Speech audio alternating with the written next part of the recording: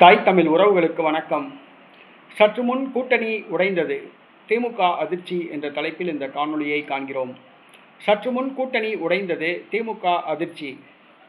கடந்த 10 ஆண்டு காலமாக திமுக கூட்டணியில் காங்கிரஸ் அங்கம் வகித்து வந்தது.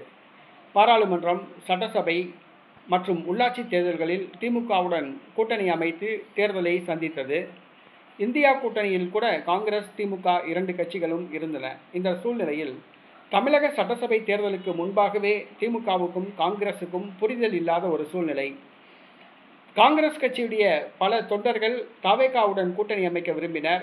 ஆனால் செல்வ பெருந்தகை மற்றும் அவரது ஆதரவாளர்கள் கொடுத்த அழுத்தத்தால் திமுகவுடன் காங்கிரஸ் கூட்டணி அமைத்தது. இருந்தாலும் கூட அந்த கூட்டணி பொருந்தா கூட்டணியாக இருந்தது. திமுக வேட்பாளர்கள் போட்டியிட்ட தொகுதிகளில் காங்கிரஸ் வேலை பார்க்கவில்லை. காங்கிரஸ் வேட்பாளர்கள் போட்டியிட்ட தொகுதிகளில் திமுக வேலை பார்க்கவில்லை. இறுதியில் 28 தொகுதிகளில் போட்டியிட்ட காங்கிரஸ் படுதோல்வி அடைந்து 5 தொகுதிகளில் வெற்றி பெற்றது. வாக்கு எண்ணிக்கை முடிந்தது. தமிழக வெற்றி கழகம் முன்னணிக்கு வந்துள்ளது. தமிழக வெற்றி கழகம் ஆட்சி அமைக்க 9 சட்டமன்ற உறுப்பினர்கள் இன்னும் தேவைப்படுகின்றனர். காங்கிரஸ் கட்சியின் உதவியை தமிழக வெற்றி கழகம் நாடியது. காங்கிரஸ் தவேகாவுக்கு கை கொடுக்க முன்வந்தது.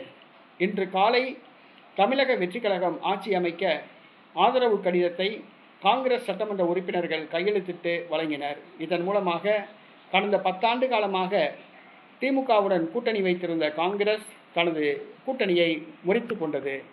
இது திமுகவுக்கு மிகப்பெரிய அதிர்ச்சியை கொடுத்துள்ளது. திமுக கூட்டணியில் காங்கிரஸ் அங்கம் வகிக்கிறது. காங்கிரஸ் ஒரு மிகப்பெரிய கட்சி. திமுக கூட்டணி கட்சிகளுக்கு அள்ளி கொடுக்காது. ஆட்சியே அமையாவிட்டாலும் கூட பரவாயில்ல, வெற்றியே கிடைக்காவிட்டாலும் பரவாயில்ல, ஆனால் கூட்டணி கட்சிகளுக்கு அள்ளி கொடுக்கும் மனப்பான்மை திமுகவுக்கு கிடையாது. கிள்ளி கொடுக்கும் மனப்பான்மை தான் திமுக.